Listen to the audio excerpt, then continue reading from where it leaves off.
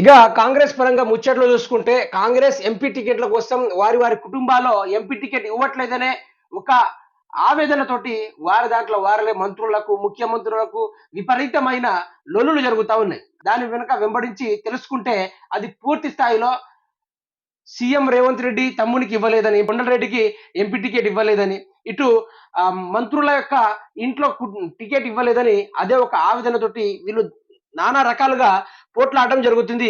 అదే విషయాన్ని ఈరోజు తెలంగాణ దినపత్రికలో వెలువడిన ముచ్చటను చూద్దాం ఒకసారి. కాంగ్రెస్ లో కుమ్ములాటలు, సీఎం నుంచి కేడర్ దాకా ఆగమాగం, ఎంపీ టికెట్ల విషయంలో నేతల మధ్య లొల్లి, కారు దిగొచ్చినోళ్లకు టికెట్లపై రాసుకున్న లొల్లి, కారు దిగి వచ్చినోళ్లకు టికెట్లపై రాజుకున్న లొల్లి, అధిష్టానానికి సీనియర్ ఉపాధ్యక్షుడు నిరంజన్ లేఖ, నాగర్ కర్నూలు టికెట్ ఇవ్వకపోవడంపై సోనియాకు మాజీ ఎమ్మెల్యే సంపత్ లెటర్, బరాబర్ లేఖ రాస్తామంటూ ప్రకటన, మీడియా ముందు మాట్లాడొద్దని మహేష్ గౌడ్ వార్నింగ్, సీఎంకు కొందరు మంత్రులకు మధ్య అగాధం, చౌరస్తాలో బొంతు రామ్మోహన్, బొర్లకుంట వెంకటేష్. ఇక ముచ్చట చూసుకోండి, తెలంగాణ నాగర్ కర్నూలు ఎంపీ టికెట్ కోసం అయితే దానిపైన ఎవరికి ఇవ్వాలి ఎవరికి ఇవ్వకూడదనే ముచ్చట పైన వీలైతే మళ్ళీ సోనియా గాంధీకి లెటర్ రాయడం జరిగింది. ఒక మహానుభావుడు చెప్పిండు, కాంగ్రెస్ పార్టీ అధికారంలోకి వస్తే ఏం నిర్ణయం తీసుకోవాలన్నా ఢిల్లీ ఊరకాలే, ఢిల్లీ యొక్క హస్తం లేదే ఈ హస్తం పార్టీ యొక్క పాట ముందుకు సాగదని మహానుభావుడు అంటూనే ఉన్నాడు. ఆ విధంగానే గిన్నె జరుగుతూ ఉంది. ఎంపీ టికెట్ల విషయంలో నేతల మధ్య లొల్లి, గదే వారి వారి కుటుంబాలు ఇచ్చుకోవడానికే లొల్లి. ఎక్కడ వారి వారి కుటుంబాలలోనే టికెట్లు ఇవ్వడానికి అసలైన లొల్లి ఇక్కడ. కారు దిగొచ్చిన వాళ్ళకు టికెట్లపై రాజుకున్న లొల్లి, అధిష్టానానికి సీనియర్ ఉపాధ్యక్షుడు నిరంజన్ లేఖ, నాగర్ కర్నూలు టికెట్ ఇవ్వకపోవడంపై సోనియాకు మాజీ ఎమ్మెల్యే సంపత్ లెటర్. ఇక చూసిల్లా, నాగర్ కర్నూలుకి ఆయన సీనియర్ లీడర్ అట, మన కాంగ్రెస్ లా సీనియర్ లీడర్ అయినప్పటికీ ఆయనకు నాగర్ కర్నూలు టికెట్ ఇవ్వకపోవడంపై ఆయన సోనియా గాంధీకి మళ్ళీ లెటర్ రాయడం జరిగింది. ఇక దీనిపైన అధిష్టానం ఏం చేస్తుందో ఇక వేచి చూడాలి. వీళ్ళు ఎట్లా లొలి పెట్టుకుంటున్నారంటే జబర్దస్త్గా లొలి పెట్టుకున్నారు. కొట్టుకోండి, యామన చేసుకోండి, కానీ మీరు కొట్టుకోండి ఇక. ఎందుకంటే ఈయన బడుగు బలహీన వర్గాలకు టికెట్లు ఇవ్వకుండా వారి వారి వారి వారి అధికారంలో ఉన్న వాళ్ళకి ఎప్పటికీ ఇచ్చుకుంటా ఉంటే మరి జెండాలు మోసిన కార్యకర్తల పరిస్థితి ఏమవ్వాలి, జెండాలు మోసిన సీనియర్ నాయకుల పరిస్థితి ఏమవ్వాలి? ఇందులో కొట్టుకునే మంచిది. అసలు ఇంట్లో ఈగల మోత, బయట పల్లకిల మోత. అంటే ఇంట్లో ఈగలు కుడుతున్నాయని కొట్లాడుతున్నాయి, కానీ బయట మాత్రం పల్లకిలో కూర్చొని ఊరేగుతున్నారని అర్థం. రాష్ట్రంలో కాంగ్రెస్ పార్టీ పరిస్థితి కూడా ఇలాగే ఉందనే చర్చ జరుగుతుంది.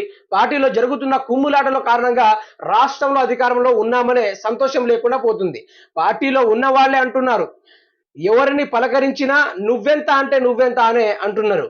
చివరకు సీఎం మంత్రుల మధ్య కూడా గ్యాప్ పెరిగిందనే ప్రచారం సోషల్ మీడియాలో జోర్దార్గా ఇక నడుస్తుంది. జోర్దార్గా నడవకుండా ఎట్లుంటుంది తెలంగాణ రాష్ట్ర ప్రజలారా మీరే అర్థం చేసుకోండి. ఎంపీ టికెట్లు ఇప్పుడు పార్టీ ముందుకు రావడం కోసం చాలా సీనియర్ నేతలు కష్టపడ్డారు, అది చేశారు ఇది చేశారు, పర్లేదు దానికి ఓకే. కానీ ఈరోజు పార్టీ కోసం ఎవరైతే కష్టపడ్డారో వాళ్ళకి టికెట్ లేకుండా, వాళ్ళకి ఎంపీ పదవులు ఇవ్వకుండా కొత్తగా వచ్చిన వాళ్ళకి, అదే వారి కుటుంబంలో ఉన్న వాళ్ళకి, కొడుకులకి, తమ్ముళ్ళకి, భార్యలకు ఇచ్చుకుంటా పోతా అంటే మేము సీనియర్లా ఉండి దండగాని మాజీ ఎమ్మెల్యే సంపత్ ఇక సోనియా గాంధీకి లేఖ రాయడం జరిగింది. వీళ్ళు ఈ విధంగా చేస్తున్నారు, వాళ్ళకి సర్దిపుచ్చుకుంటారు, కానీ మమ్మల్ని దేకెట్టడం లేదన్నట్టుగా. తెలంగాణ రాష్ట్ర ప్రజలారా, ఇదే కాంగ్రెస్ పార్టీ కోసం చాలా మంది ప్రజలు, బడుగు బలహీన ప్రజలు, చాలా మంది బడుగు బలహీనంలో ఉన్న కూడా చాలా మంది పెద్ద నాయకులు ఉన్నారు. కాంగ్రెస్ పార్టీలో చాలా మంది పెద్ద నాయకులు ఉన్నారు. అటువంటి వాళ్ళు జబ్బలు అరిగిపోయేలా జెండాలు మోసినప్పటికీ ఈరోజు వాళ్ళకి అధిష్టానం ఇవ్వకుంటే, ఈరోజు వాళ్ళకి పదవి ఇవ్వకుంటే ఇది వాళ్ళు ఓర్చుకోగలుగుతారా? పార్టీ కోసం, పార్టీ నిలబడడానికి కోసం ధ్వజస్తంభం అంతా ఎత్తుకు లేపిన కాంగ్రెస్ కార్యకర్తలు కావచ్చు, నాయకులు కావచ్చు, మాజీ ఎమ్మెల్యేలు కావచ్చు, గొప్ప గొప్ప కార్యకర్తలు కావచ్చు, మరి అలాంటి వాళ్ళకు పదవిని అంటగట్టకుండా వారి వారి కుటుంబంలో సర్దిపుచ్చుకుంటే ఇది ఎంతవరకు కరెక్టు? ఈ కాంగ్రెస్ పార్టీకి ఎంతవరకు కరెక్టు? అందుకని తెలంగాణ రాష్ట్ర సమాజానికి అర్థం కావాలి, రెడ్డిల రాజ్యంలో ఏమైందంటే రెడ్డిల వాళ్ళకి ప్రయారిటీ ఇచ్చుకుంటున్నారు, వాళ్ళ దాంట్లోనే గొప్పలు అవుతున్నారు తప్ప ఇక్కడ సామూహికంగా సమాజంలో ఉన్న బడుగు బలహీన వర్గాలకు ఎటువంటి ఆధిపత్యం లేకుండా చేస్తున్నారు, వారికి నాయకత్వం ఇవ్వకుండా చేస్తున్నారు. ఇది తెలంగాణ రాష్ట్ర సమాజానికి అర్థం కావాల్సిందిగా మన తరపునైతే కోరుకుంటున్నాను.